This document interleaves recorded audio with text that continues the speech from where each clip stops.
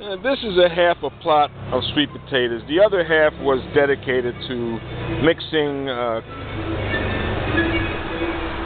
potting mix so that we could pot our strawberries and give them away, and other things that needed to be potted, such as eggplant, in which will be stored indoors over the winter. And now that we've taken off the leaves, the vines that is, we're able to see the plants that we have, and like I said, we're basically 2/3 of the well, I said half, but actually it's 2/3 of the container, which is about 52 inches in diameter, maybe 56, I don't remember anymore, but needless to say, that's what we're growing them in. These are underground water pipes. I found it interesting to see the tubes that were growing alongside the board that we had placed in there to divide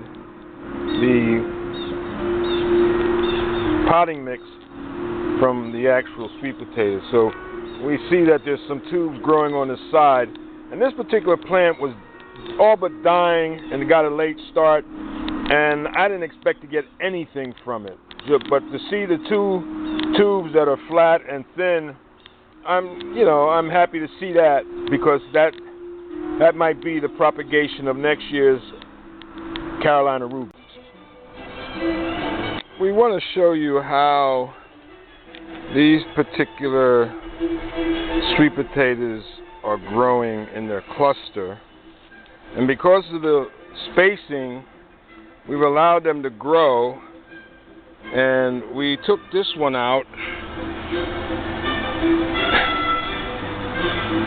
but it belongs with this cluster here. And when doing that soil, you have to be patient and take your time so that you don't fracture or break the sweet potatoes off, and that will help cure and store for a period of time.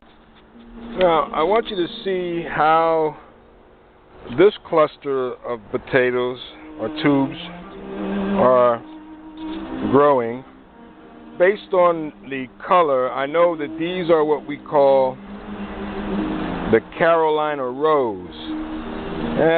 They're like a Covington, but they're a rose-colored skin, reddish, with an orange meat.